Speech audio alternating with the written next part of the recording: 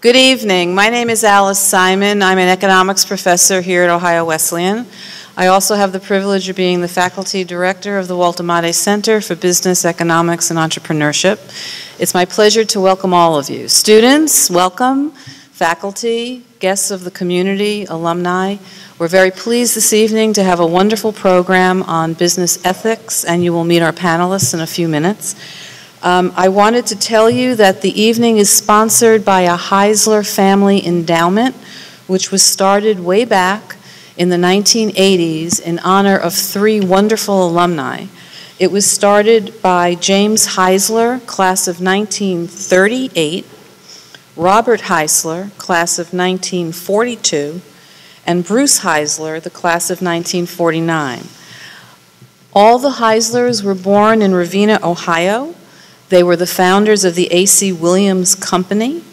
During World War II, they worked with the Canadian government, manufacturing lightweight material for aircraft. Robert Heisler was born also in Ravenna. He was a star athlete, and when he was here, he was part of the OWU Athletic Hall of Fame.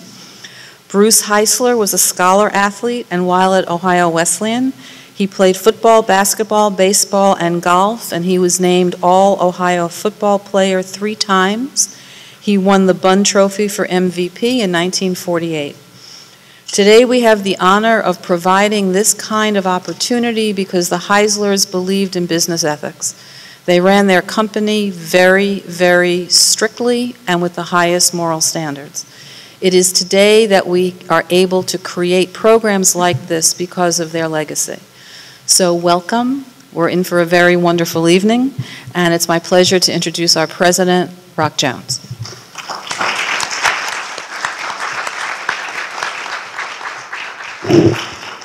Thank you, Alice, and good evening. It's a pleasure to welcome all of you this evening. We are on this campus racing toward the end of the semester and another academic year. In fact, we're in the final days of classes with exams beginning next week. So if you see students with their tongues hanging out a bit, you'll understand what's on their minds.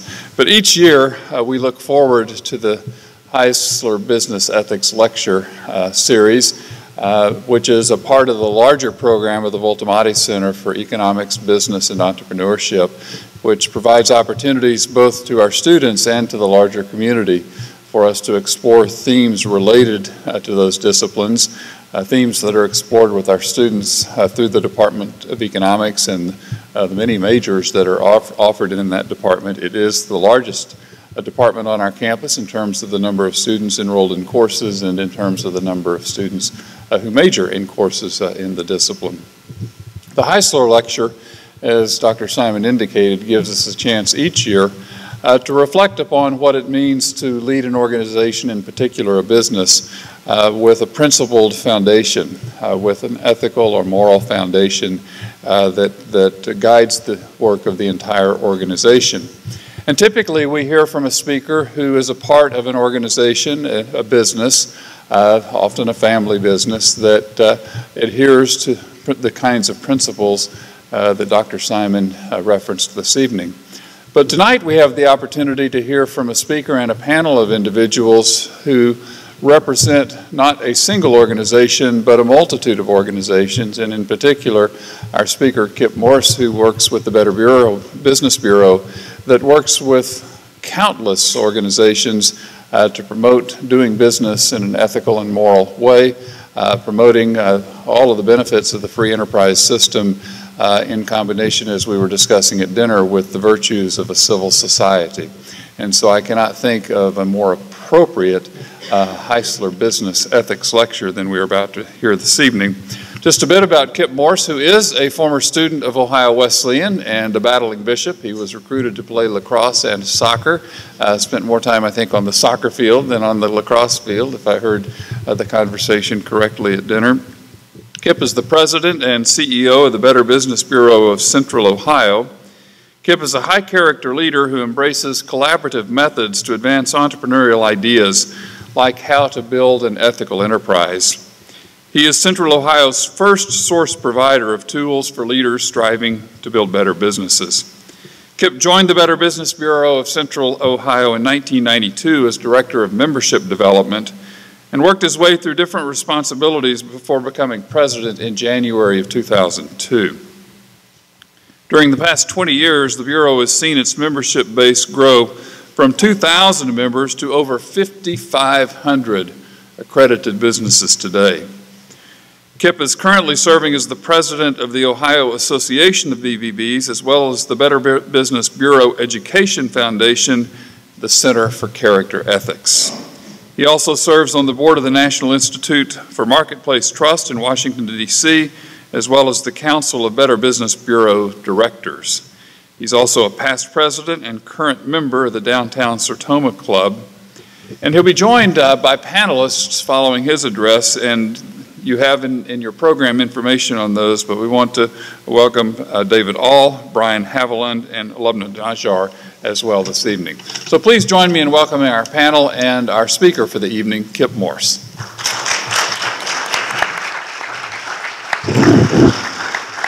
Thank you very much, Mr. President. How's everybody doing today? Good evening. Enjoyed a wonderful dinner and thrilled to be back on campus here. We look forward to our discussion this evening. It's going to be centered on an ever-increasing important topic of trust. We will focus on trust building as it relates to ethics in our lives, our communities, and our businesses, and in our marketplace. You will hear us use the word trust more than ethics in our discussions, but we will make the case for why the core trust components are all seated in high character leadership and intentional ethical principles. The panel we have put together is rather dynamic in these areas. Bryan Haviland, in the center over here, came to my attention last year after he presented a Columbus Trust study. And Roberta Albert, my program director that's in the audience this evening, sent me some slides. I was out of town and sent me some slides and said, he gets it. His findings are consistent with our findings and our beliefs that we've been working on for the last 15 years. So we connected, and again, through this, this concept of collaboration, if you're trying to change the marketplace for trust, you cannot do it alone, and so you have to do massive collaboration. And so in that vein, we connected, and we'll partner this year with another trust study with his firm, Fraser Hybe. Lubna Najjar, on the far end, down at the end, was introduced to me by my Center for Character Ethics board chair. Stated that she was a young entrepreneur and she understands trust and ethics in her businesses. Lubna designs as well as helps other companies with her PR firm, Il Moda, on matters of brand. And I think you'll also hear from a lot of our discussion that how important the brand is relative to the trust and obviously the underpinning of the ethics involved. So Lubna now sits on my board of directors to help the BUB develop a stronger brand relevance with young entrepreneurs. I've been doing that a lot more lately to try to get the young leadership on the board to help us really kind of communicate better what we have to offer. And David All is the closest to me. David and I connected in a coffee shop, which is what I'm finding out where you have to connect with a lot of the young entrepreneurs. Their offices are spread out across many, a lot of them are social enterprise coffee shops. And so we met in a coffee shop after I was told by somebody else. I said I wanted to better understand how to tell the story of the BUB and our Center for Character Ethics components to the millennial entrepreneurs. You'll hear that we have a torch award program and a torch award for ethics, and so I really wanted to kind of reframe that into another program that can speak to young entrepreneurs. And so this led to, again, a collaboration and a working relationship and a partnership with his Startup Storytellers event that just took place last week. You'll hear a little bit about that tonight as well. That brought over 500 young entrepreneurs together, mostly entrepreneurs. I think it was 65, somewhere in 65% entrepreneurs. And so I seek his expertise also via his 1990 firm. And again, I hope you share a little bit about the origin of that, because I think that speaks to this topic as well. So suffice it to say that we're not going to be talking about corporate compliance strategies this evening. I hope you're all happy about that. After dinner and in the evening. So it's going to be more about collaboration and a common commitment to the principles that lead to trust. Quickly allow me to set the stage for the discussion, and then let's get to our panel. In 1921, the Better Business Bureau was formed by the likes of F.R. Huntington of Huntington Bank, Edgar Wolf of the Wolf Enterprises and the Columbus Dispatch, Simon Lazarus. Throw some of these names out so you understand that these are some of the original board members and founders of the BUB here in Central Ohio. We serve 21 counties. They got together and they formed the BUB. No one trusted advertising at that time. All sorts of crazy advertising that was going on. And they stated that the business leaders needed to set some standards. And if they didn't self-regulate, then government would come in and do that for them. And so they recognized that in 1921 and understood that. So they started down the road, developed a code of advertising that we still use today. We've developed a code of business practices. We've developed accreditation standards for our businesses. And we also have nonprofit standards for charitable accountability. We evaluate charities based on those standards and then communicate that. So we evaluate businesses and nonprofits based on these standards, and we share freely with the public so they have some sense of trustworthiness before they go into market.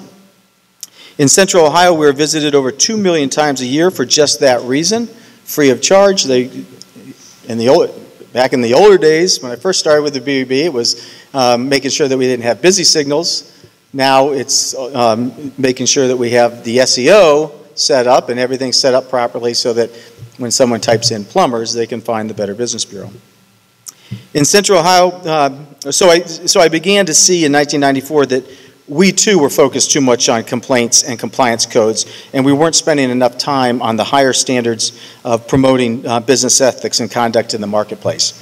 Because we really didn't know all the components that came into play. I spoke earlier at dinner, we had my first annual meeting that I went to, and it was arbitrators, and it was some of the staff, and it was some of the board members.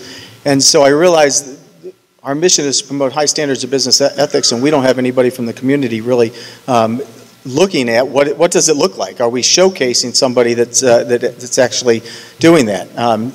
Ohio Wesleyan has been doing that through this event here tonight from the leadership of some of the past students. So we developed a Business Integrity Award that evolved into a Torch Award for Ethics in 2000. We developed a BUB Center for Character Ethics where we learned for the next 17 years how the intentional actions of leaders and the cultures that they developed were formed. And we saw the trust they developed in the communities that they served.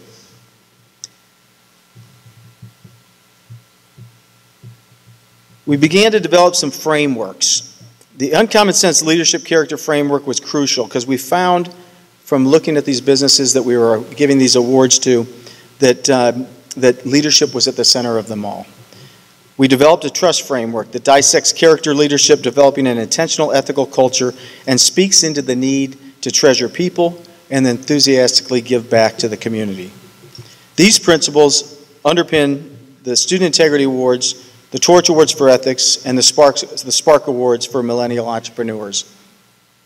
These are the same frameworks that Glenn Bryan, your Ohio Wesleyan University professor of business, used to develop a multi-lesson method to teach ethics in a business program here.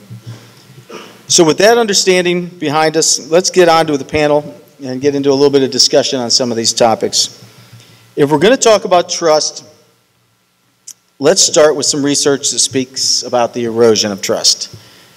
I grappled with this because I didn't know, should I put this in the beginning? Should I put it in the end? We've all seen charts relative to where trust is at, but I think it's, we wanted to quickly go through it so that we kind of have an understanding of the importance of our work. So with that, Bryan, what does your trust study that you did last year and that we're going to be doing this next year, and some of these other studies that we're putting up here, what do they reveal to us? If you could share a little bit. Well, Kip, before I answer that question, I want to thank you for calling this table a group of young entrepreneurs. It's really, I'm glad to be included in this group and at this table. So our trust study really, it took a look at the entire span of trust literature and trust polling that's been done over a number of decades. And we're just going to quickly go through just a few of the slides just to set the table on just how much, even more than infrastructure in this country, you know, we talk about our roads and bridges and failing infrastructure. I would submit to you that nothing in our society has eroded more than trust. And these are just a few graphs from the Gallup organization just to illustrate how much trust has eroded in our society over a number of years. This first slide is confidence in Congress. Now we all know that we're having our struggles as a nation in Washington. But I wanted to show you this, this graph. This is based on the percentage of people who either have a great deal or quite a lot of confidence in Congress. And you can see that in 1973, that number was 42% of us. 42%. While closer to today, in I believe it's 2015, it's now 7%. It's quite a decline just on the Congress dimension. The next slide, just to give you a frame of reference, has to do with another institution that we now poke fun at, and that's the news media. And under that same question, those having a great deal or quite a lot of confidence in the news media, over the past 20 years or so, that number has generally declined from around 36% to about 18%. The next institution that used to be revered in America are the banks. The banks were a safe and secure place to put your money. Many banks knew who you were, and you could count on your bank and their integrity. This same polling dimension shows a decrease in the public's trust of banks from a high of 60% back in 1978 to now only 26% just a few years ago. And then finally, even organized religion has taken a hit when it comes to the public's trust.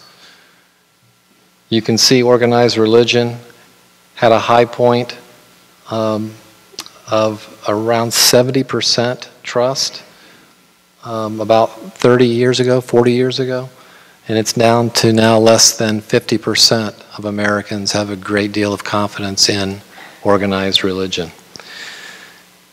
It's interesting to also look at, on the next slide, I believe, the differences in generations. We hear a lot about the baby boomers, which I'm a member of, all the way through to the millennials. And by the way, the millennials are the baby boomers' fault. You're one of us tonight, Brian. Maybe that's where I should cut you off, since you on the millennial conversation, yes. And ask Lubna if she would step in, and or David after this. But give us maybe your thoughts in terms of why that is so, why the millennials have jumped to an all-time low. I mean, I think at the end of the day, we live in a society and in a world where everything is transparent, whether we like it or not. We live in a world where everything is online, and whether it's about you or an organization you're a part of, or an organization you've shopped from or you're a consumer of, everything is online. And it's not going to go away. Just because you hit delete or edit doesn't mean it's ever changed. So, I mean, there's that level of fake news or wrong news or wrong information that's really out there. And I don't know that it's necessarily caused by millennials. I just think that the millennial generation, which seems to be, depending on who's defining millennial, it's not just an age range, it's really a demographic, or it's depending on where you live in the world, you might be counted as a millennial. But we as that, if you think of the millennials as a group of consumers, I think millennials are very skeptical. We don't just believe what we hear, we don't just shop what's in, what's online or in a catalog. I mean, for all, next thing you know, we'll be Googling or Yahooing whatever it is that that we need, and you're going to look at many different sources before you shop a brand or before you buy something. And so we're just a skeptical group of people. We're a skeptical demographic that I think is necessary. So whether it's trusting or not trusting a business, or trusting or not trusting even a person, because essentially people buy you. If you're a business owner, people are really buying you as a person and what you're selling and how you stand. You can't just be a trusting business person in your professional life and then a non-trusting person in your personal life. The two have to transition and translate into one another. And especially as a young entrepreneur, starting my business less than 10 years ago without trust, I mean, you can't build anything. And so my target demographic are the millennials. And so did I really have in mind that thinking, oh, they're probably not going to trust me. They're going to Google everything they can find. No, well, maybe not. But what I did think was that they're going to do their research before they shop the brand, or they're going to do their research to make sure what we're putting out there in the industry, in the market, is actually what we say it is.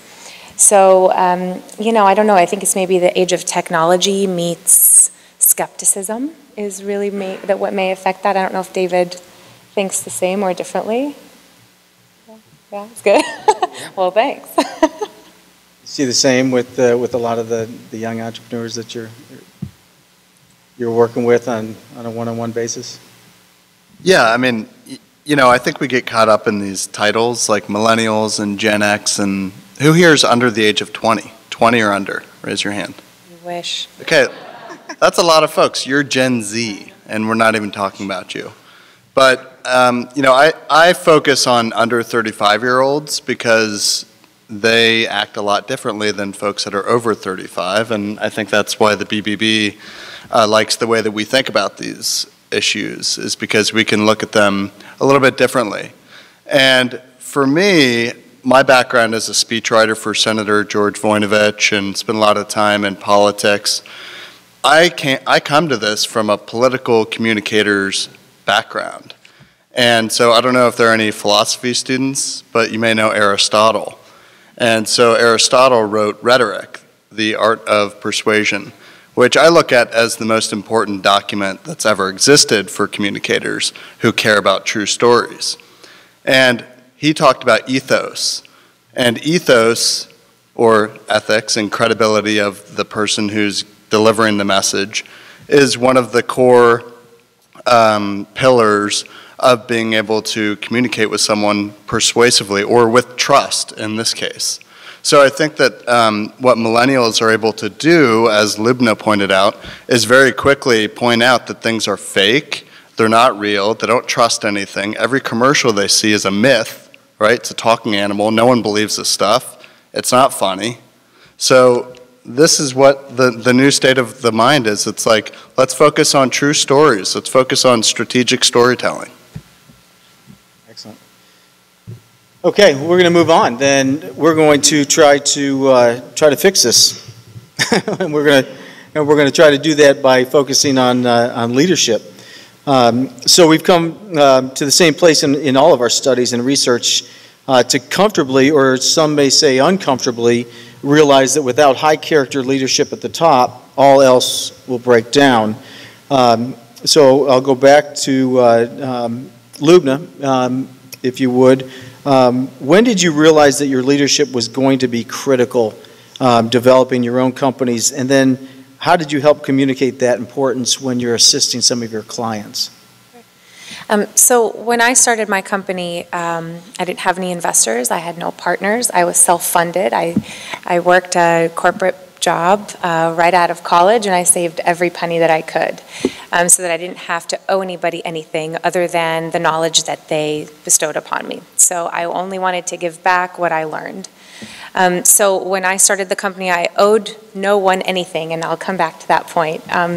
But I think the first time that I really, I mean, it's one thing to be born a leader, have those leadership qualities. I know David talks about that a lot in your speeches. But it's a whole nother thing. You can actually learn leadership, and you can learn different ways to lead.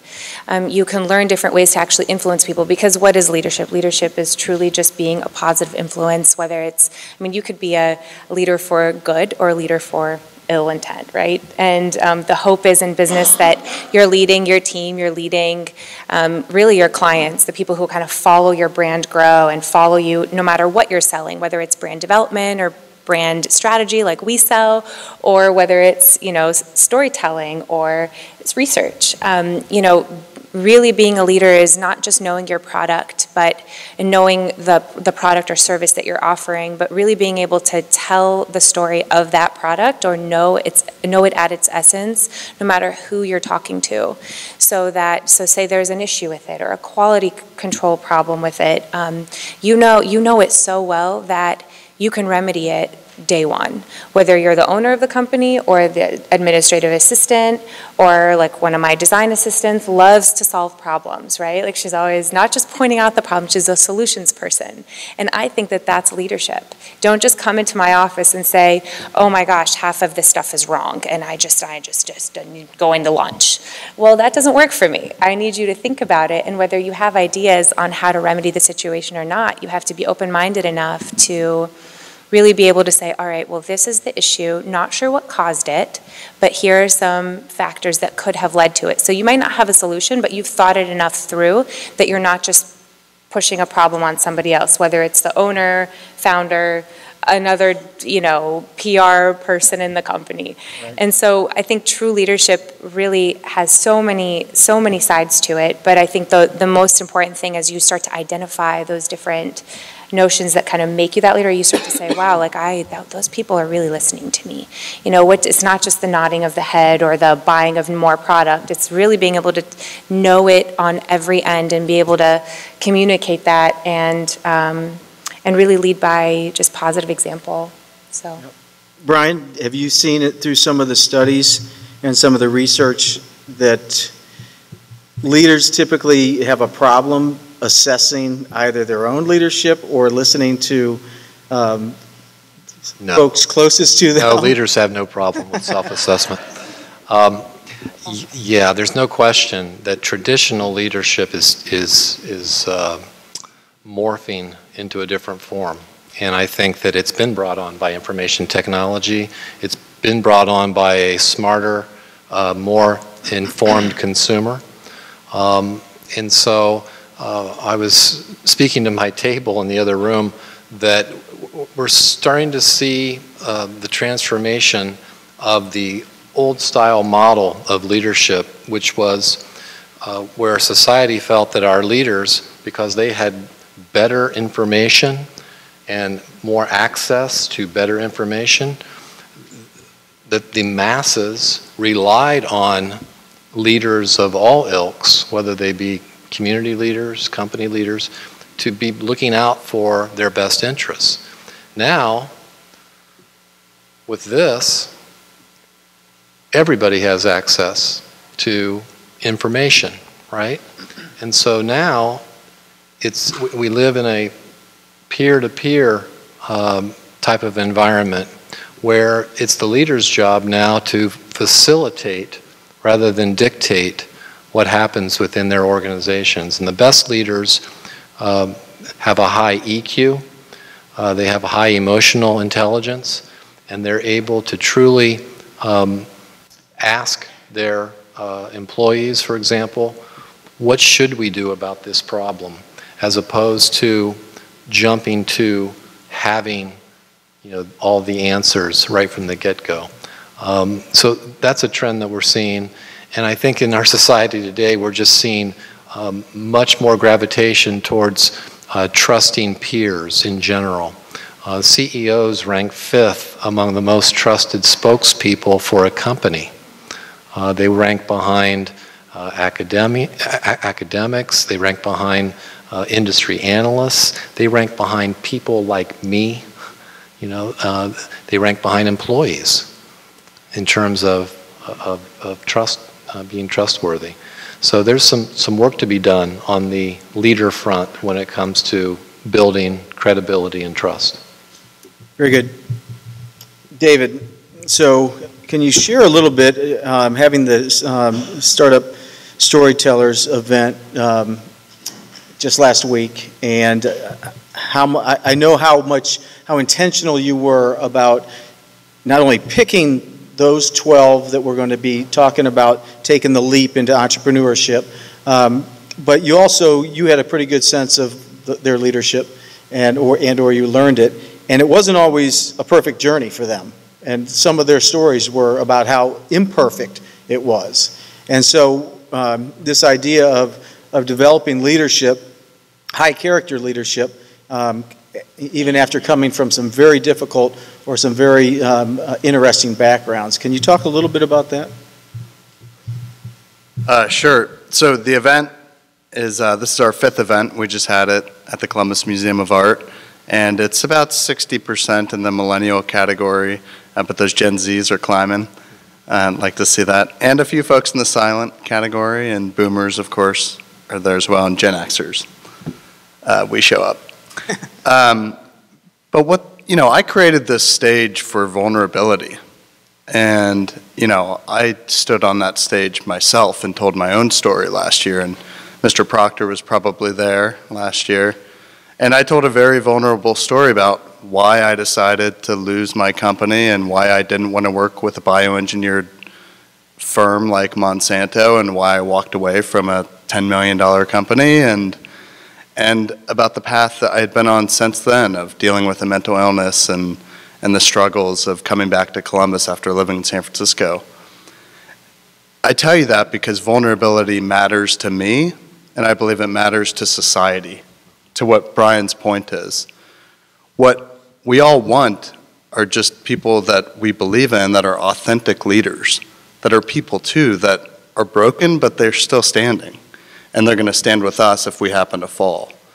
And so we choose people. Number one, we look at diversity as a very important aspect of our event, and it's in fact one of the 5 elements of our rubric. We think it's so important. And so we want more diversity in entrepreneurship in general. But then we look at the story and we look for those stories that are going to inspire people.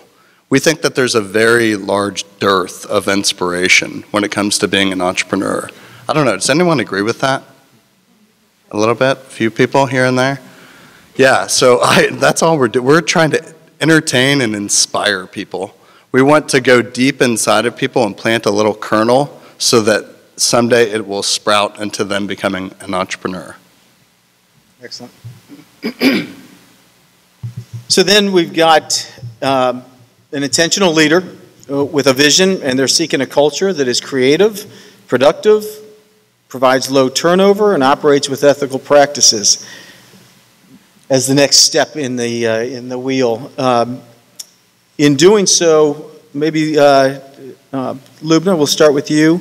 You spoke a little bit about it, but in terms of you spoke about the leader being authentic and how that came across. But what are some of the other most important things leaders can do to really build trust with their employees? And again, the model that we're presenting is that once you have a high character leader that's intentional, you have to have that. Then you have to make sure that you're intentional and you're making that a part. You're reinforcing and building that, and you're uniting your team. And so, how do you go about reinforcing and uniting the team to get to the next level, which we'll talk about, which is getting closer to marketplace trust? Absolutely. I think that it's a multifaceted answer. I think it's pretty complex because, I guess when I started my company, I was very passionate and still am about the work that I do. And so I asked myself, going from a very well-paying corporate job to leave all of that and start my own business was very scary. My dad was an entrepreneur. He built a huge company, and his employees felt like they worked with him, not for him. And I think that that was probably the one thing that stuck in my mind when I was able to thankfully start hiring people to work with me, is I say, you work with me. Anytime I introduce any of my staff or any of the people that work within the company, I'll say, oh, this is so-and-so, she works with me here, or he does this with us. And so it doesn't matter what the pay grade is or what your experience is. You're here because certain things, certain credibility got you through the door, but what kept you here is what you're doing day to day. And I think that reminding the people who work with you, whether it's your staff, your employees, your staff, your clients, whoever it is, that everybody is valued at their own, whatever their personal value is to themselves is how you're going to portray that to other people. That doesn't mean stay confident all the time. Everybody is vulnerable. That's a relatable quality. But I think being able to recognize, we talked at our table earlier about recognizing small wins and small failures throughout your journey.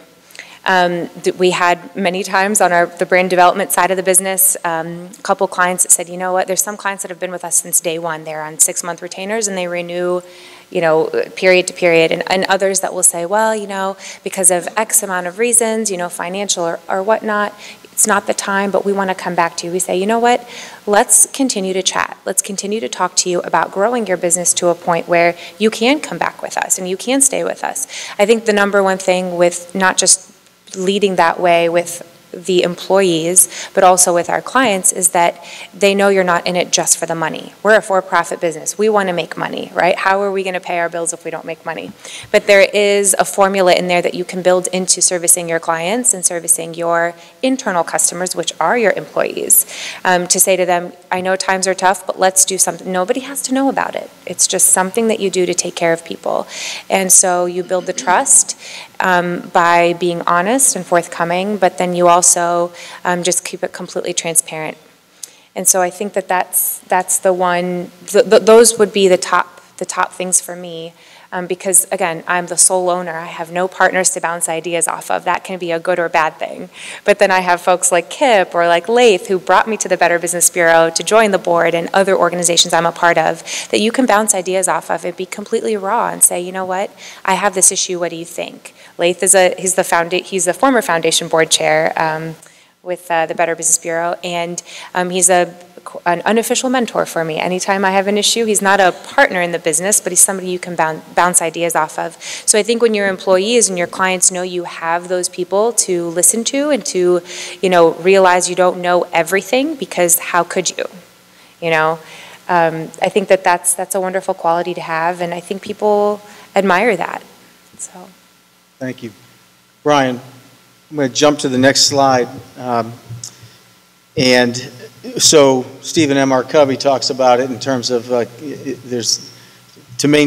build trust, you have to have both character and competence. And so I know your research showed that as well. So if you want to talk a little bit about, okay, once you've got things going on the culture side, you also have to be able to deliver. And so can you talk a little bit about that? Sure, and I'm just piggyback a little bit on what Lubna was saying about leadership qualities, because Covey mentions, I believe, 14 different qualities of a leader that are important in engendering trust in the organization.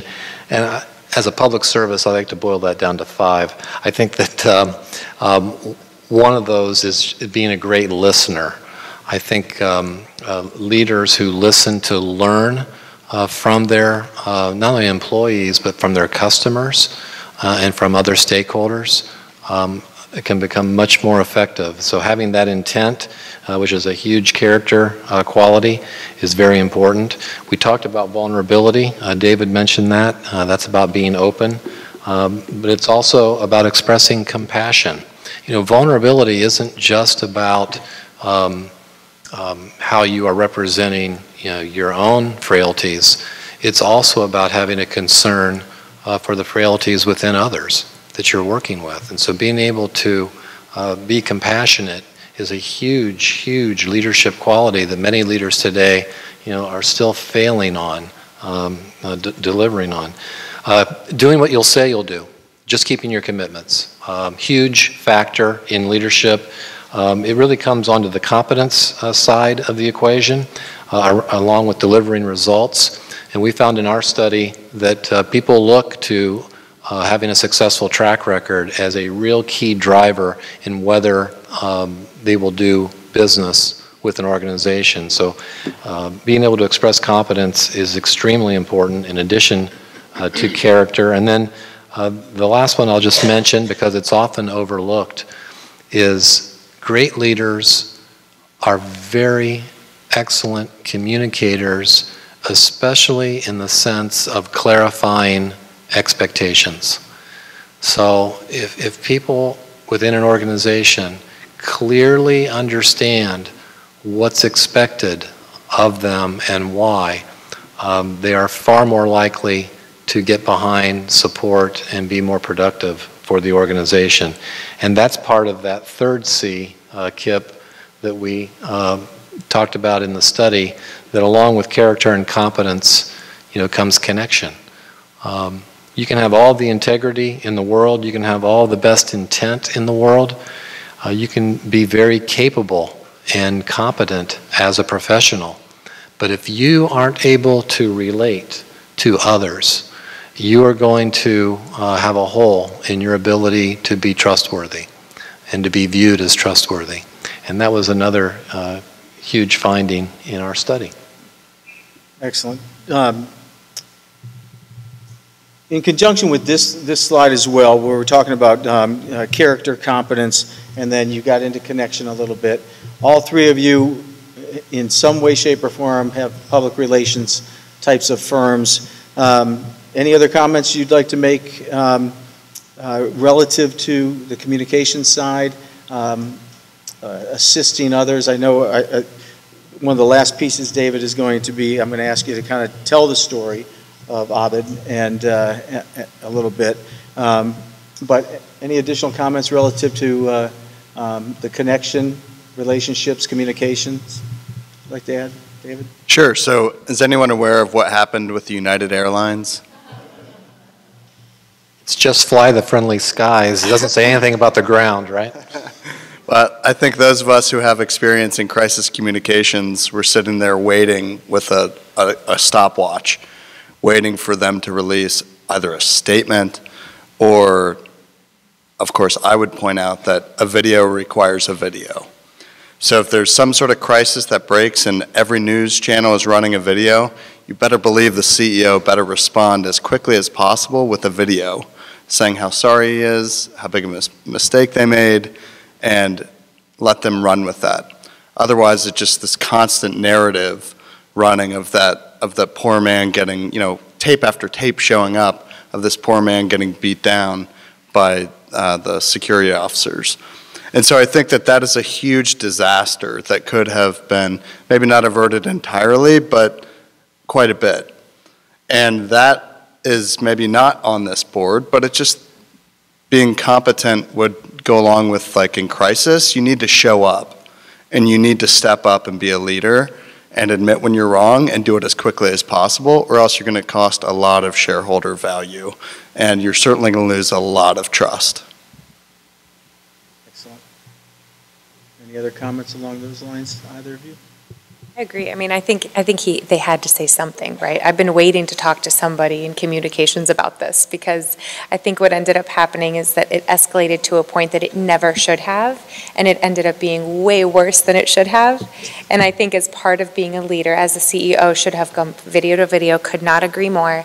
I think the liability there was just admitting they're wrong, and I think that was going to be a much more expensive outcome for them, which it ended up being way more expensive if he would have just done that. But you can't tell the future. And I think for them, hindsight's 2020. I had a business trip this past week. I flew Delta there and back, and I can't tell you how I was so appreciative of their extra intentional customer service. And I don't know if they did that on purpose, because I'm a Sky Miles member, and they've never been that nice. But what it did was, with crisis comes opportunity for those involved and people not involved. And so as a business owner, if you lose those people, they're going to go to somebody else who's just as good or better, So, yeah, I agree with you, David.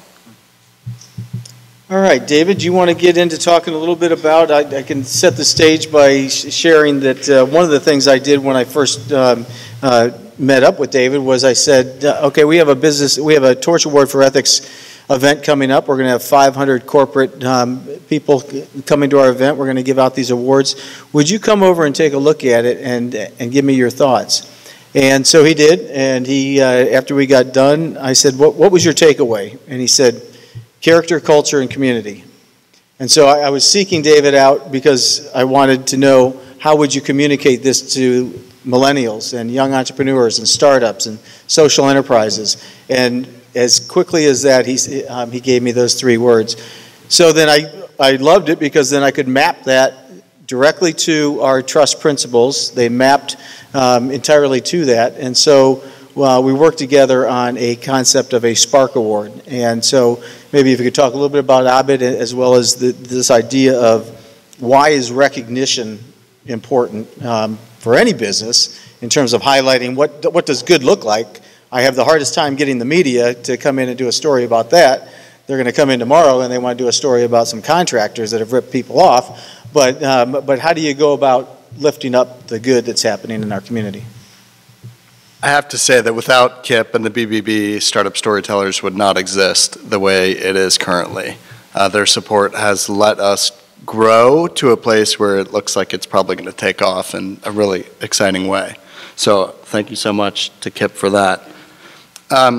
When we first talked about the idea of the Spark Awards, it seemed so obvious because every single under 35 entrepreneur I knew just embodied all of these principles naturally. I mean, if you look at his classes from 2016 and 2017, number one, they're all my friends, or they will be quickly, and they're all doing just amazing things in the community. They're growing a successful business. They're social entrepreneurs, but they're not social entrepreneurs in the sense of taking the word. Now, when I created the deck, pitching this idea to Kip, I called it the Good Vibes Award. That's right. That didn't make it. But work towards that. But I want to share the story of Abed Al-Shahal, who's a Lebanese-born brother of 3, and they run a group called A&R Creative Group, which has a lot of restaurants. The Crest, Alchemy, some of these popular places, a lot of restaurants in Columbus. And Abed has never really sought recognition, and no one in his family has. They don't put out PR, press releases, or anything. But because I was able to sort of recognize him as someone that was doing these things, we were able to step him up for one of the first Spark Awards. And so for character, so this is a man that is so devout to his family, and their entire family has this idea of loyalty and hard work as the most prized things in life. His dad emigrated during the Civil War from Beirut, and they've been living here. They opened up a mart, like a tobacco mart, and it's taking off. And now they're doing all these other restaurants. It's amazing.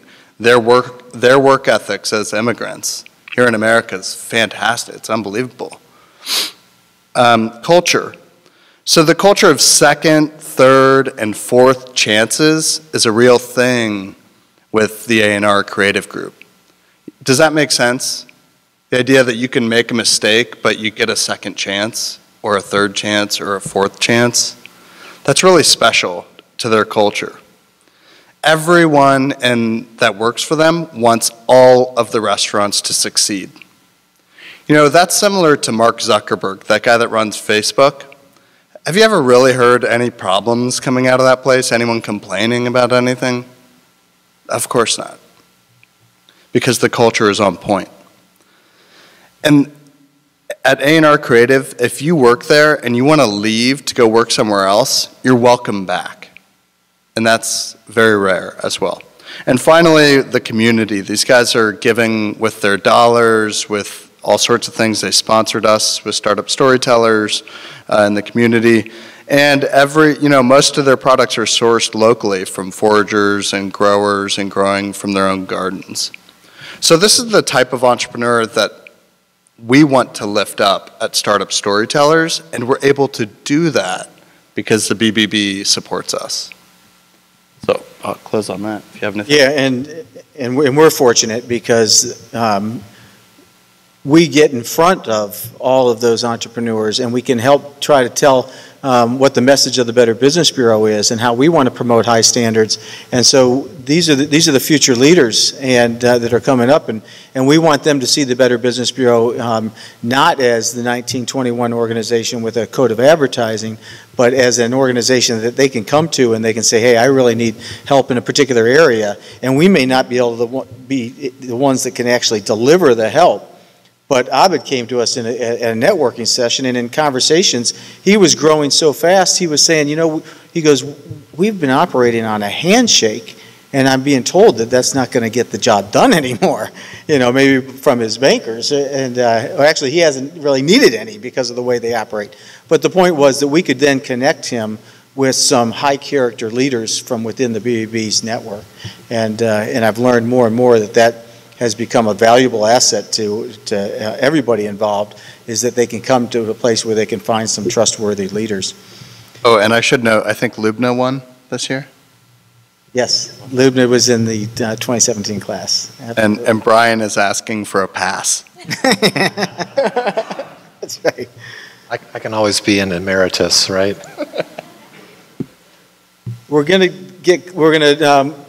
We're close to wrapping up and opening it up to some questions. I wanted to try to wrap it up by 8:30.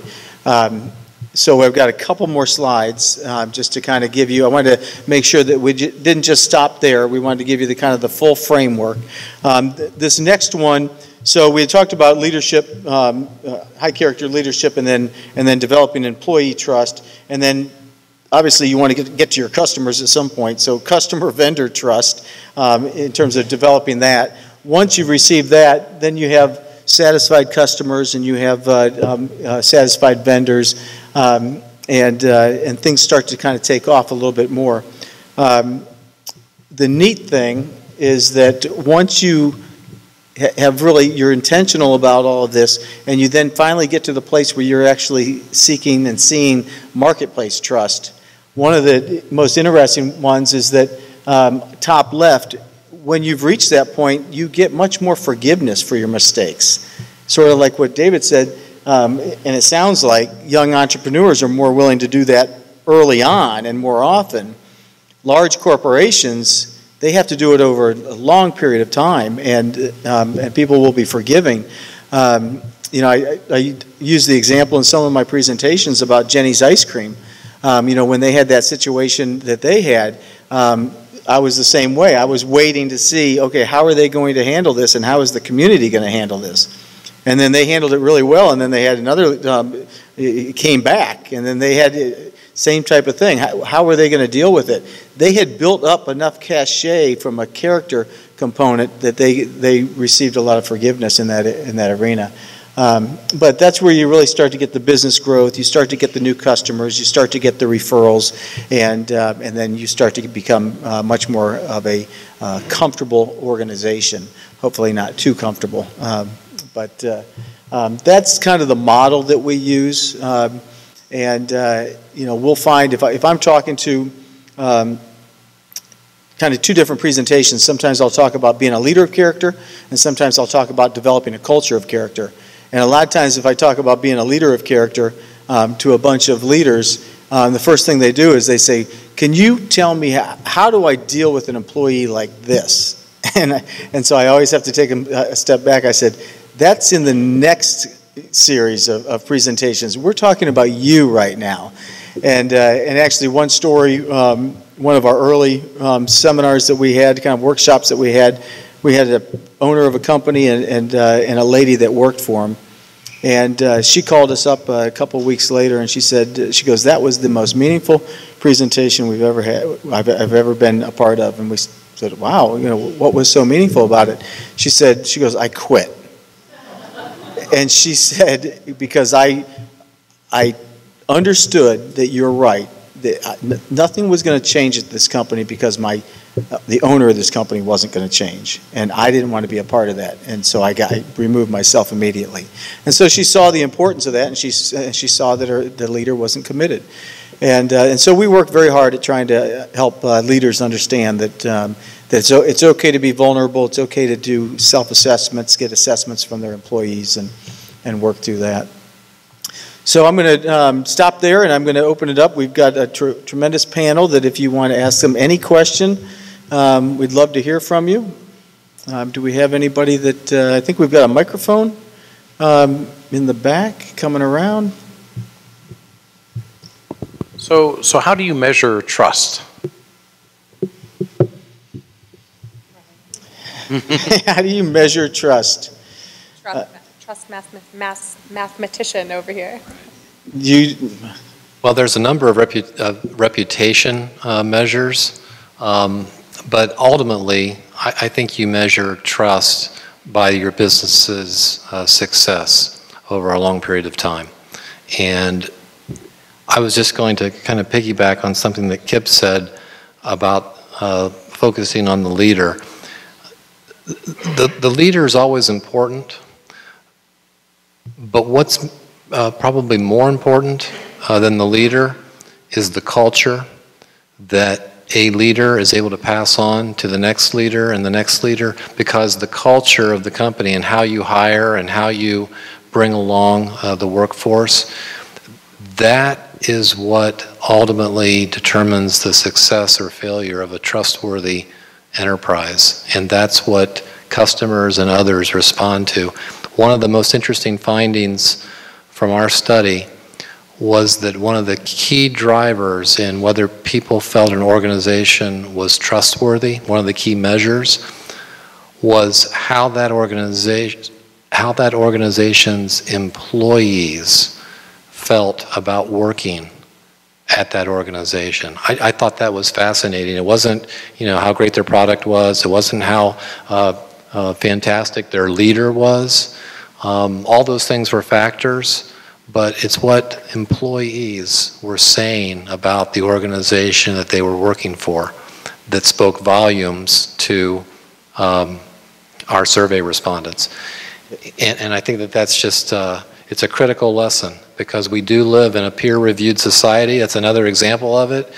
You don't order anything online without getting it reviewed. You don't get an Uber ride without knowing that that driver has been peer-reviewed by someone like you that says he's or she is trustworthy as a driver.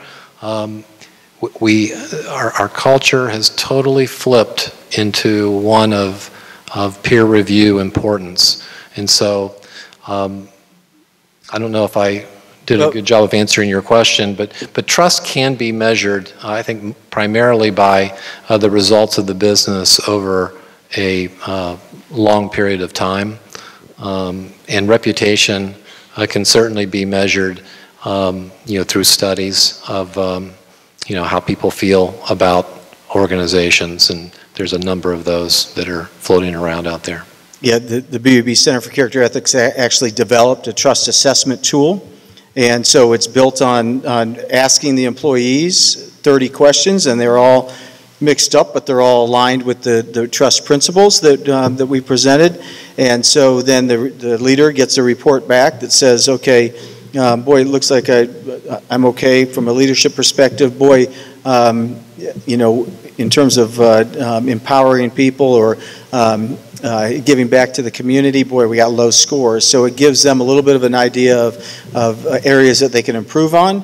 But we try to communicate that you've never arrived, and so you're never going to get an A+ in the area. It's something you constantly need to be working on and focusing on. Next question. Also, one quick story that's not data oriented. We did some reputation management work for a big trade association, like the biggest in the world. And they were concerned about Wikipedia because it was saying a lot of things that just were totally inaccurate. And we cleaned it up, and they said, you know what? All the calls stopped. Thanks. another way to feel the trust, right? So I want to, this is not so much a question as a statement. And so based on your chart, we take for granted, of course, that the news media, confidence in the news media and trust in the news media is low. But Kip, to make a broad negative brushstroke comment that about the news media wanting only to do negative news, as you did earlier in the presentation, I think starts digging a deep hole for businesses in terms of trust. It violates your chart about forgiveness, and not all media are responsible for all the things that you see in the news media. Businesses succeed as well, I think you would admit, that because of the news media. CEO Magazine in Columbus does a lot of positive news, right? So does the Dispatch in its business section. Now, I will identify myself as Paul Costu, Chair of the Department of Journalism and Communication at Ohio Wesleyan University. But I think we see too much of the blame going to the news media and picking on the news media for certain things that make you feel good to criticize the media, when in fact the media should be your partner and probably has helped the Better Business Bureau over the years, long term, then maybe you're not acknowledging.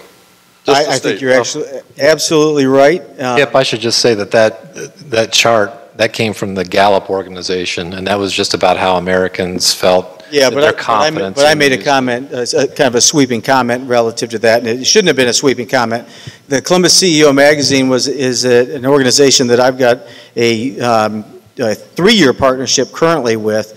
Mary Yost is doing a phenomenal job. She sponsored the startup storytelling event as well. We were on stage together. She has been, she's been a shining light for me in that area.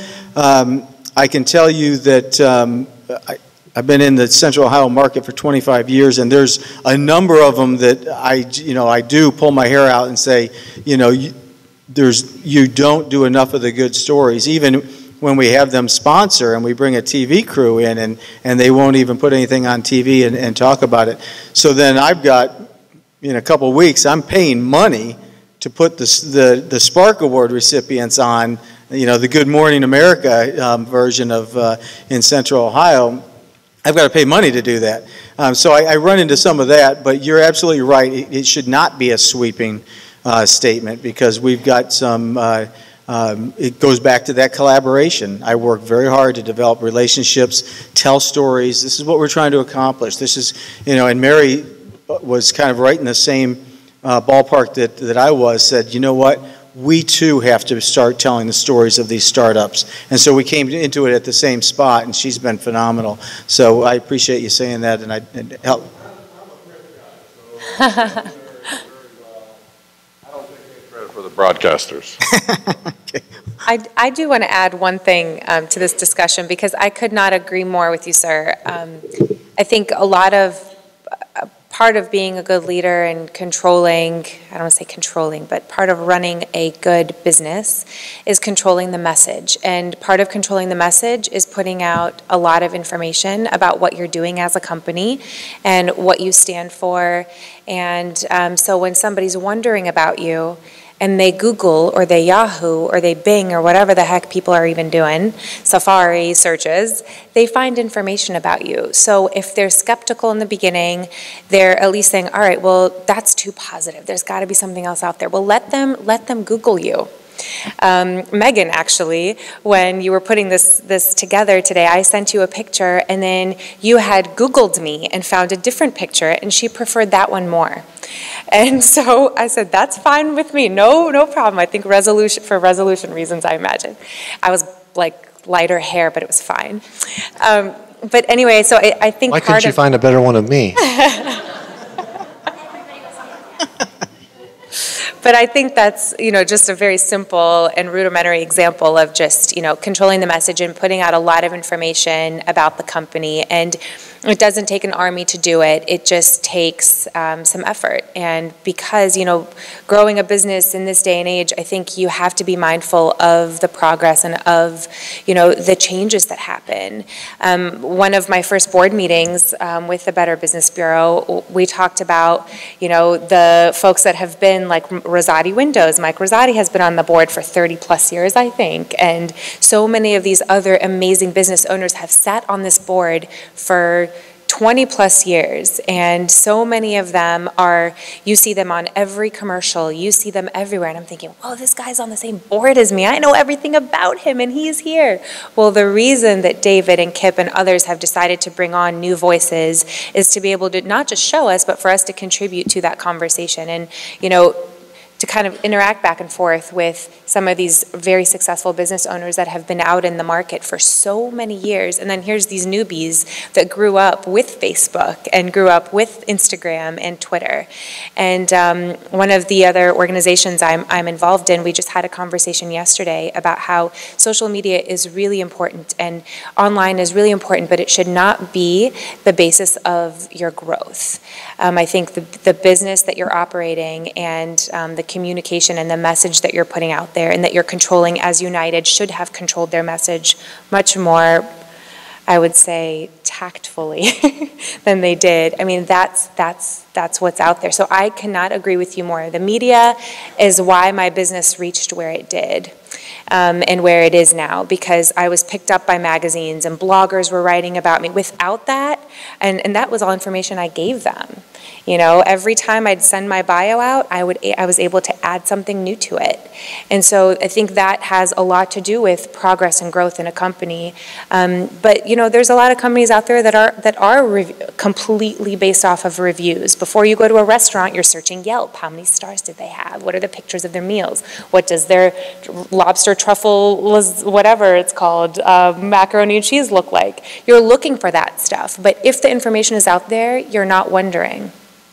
So. And I would just add, something that pointed out earlier in this presentation was the need for transparency. And I think I could make a case that if leaders were more transparent with the news media and their local reporters, you probably wouldn't find yourself in as deep a trouble as sometimes, or the negative news. So transparency is very helpful. Right. Whether, I don't care if you're a banker or a business person, some other thing, I think that helps develop that relationship. I think also, just to add quickly, is just to have it for a leader or the business owner or the spokesperson of the company to be able to be open enough to have that tangible conversation. So whether you like what Spicer is saying or not, we are hearing him on a daily basis. He's saying something. We're hearing a lot from this administration, whether you agree with it or not. Am I right? I mean, they're controlling whatever message they're trying to control. That's just one example of many. So just being open to it and open to the conversation. The new Heineken commercial was just about that. Being open to a conversation, being able, just because you disagree doesn't mean you need to shut down. Open up and have the conversation. Be vulnerable. Any question? Waiting for the mic. Thank you. You mentioned the BBB and the trust issue and so forth, and you're talking about the new millennials and what you're doing with them. Is there a format for those individuals that have started a business, have the best intentions, and for whatever reason, I have no clue, and I'm one of those baby boomers that I grew up on a handshake. A man's word was his bond, and if you said you were going to do what you did, that's what you did. I had an unfortunate experience of hiring a gentleman to do some work for me, and up front, he was genuine, he was honest, he was doing this. He ended up having an F rating on the Better Business Bureau, being sued by the state's attorney office. Is there a format in the Better Business Bureau to reach out to that individual for whatever reason might have happened to him? Whether it was lack of good employees, whether it was a hardship or whatever.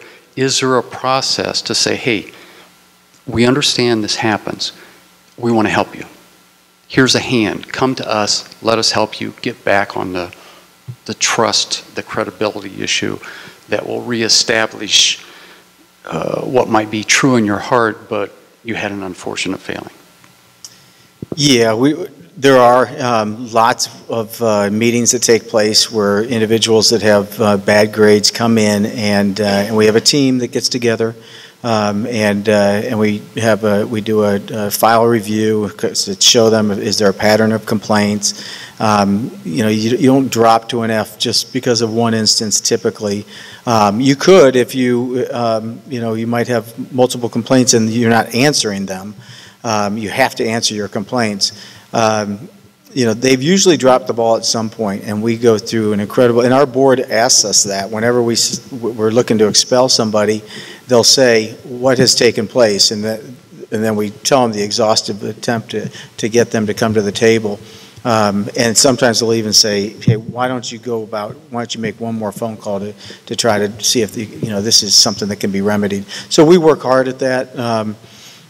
Sometimes they don't have for the same reason they're not handling the complaint, they don't have the resources to really respond and deal with it, whether it's money, whether it's time, whether it's, whatever it might be. And so when they do is when the new season starts and they're losing business, and then they'll call us and say, can we get this taken care of? And we've taken care of complaints a year and a half, 2 years after the consumers complained. They've gone back and taken care of things. Always willing to work with the businesses. Hello. You mentioned how important persuasion is for communicators. And so I was just curious, how does that tie into the culture that you're trying to facilitate, if at all? That's you, David. Persuasion man. I see what you did there. You put two different things together. Now you ask me a question. I see that. Okay. Well, the most important element, if we look at like what's happening with Uber right now, where that entire company, $70 billion company, looks like it might implode because the CEO has zero emotional intelligence, I think we have to start wondering, is there a role in the character of the leaders with the culture of the company, and how those two interrelate with one another and how they feed off each other, how the employees look up to the leader. I mean, they pay him, it's the paycheck fairy. But they support them, they want to be a part of it, etc. And I'm kind of dancing around this one because it's a good question. But ultimately, in my model, which is a little bit different than Kip's, but similar, of the 3 C's, the character, and then another circle out is culture, and then another one out is community. If any one of those breaks away, it falls apart, but especially with the character, and that would be the ethos piece. So I imagine you've read Rhetoric? Yeah? Yeah? Okay. So there are 2 other important elements to the art of persuasion. But in my opinion, what we're seeing with Pepsi ads, for example, anyone know what I'm talking about, Pepsi ads? A few people, come on, watch the internet. All right, every single big brand pretty much focuses on myth. Okay, every Super Bowl ad you see is a myth. Right? They're trying to make us laugh and everything else. When no one believes in a myth, right, they don't have trust because they don't have ethos. You can't have ethos if you're a mythical creature. You can't have character. You can't have ethics. And so that's what I'm talking about. It's about true stories. So when I look at businesses and organizations, I focus on the storytelling within the organization itself, and how I just empower the employees to turn around to talk to the community and become the ethos, to be persuasive themselves with their own story. It's their ethos which is going to project outward, right? They took it from the leader, but now they're going to project it out further. Is that helpful? Okay. Any other questions? We're going to wrap it up. Getting kind of late.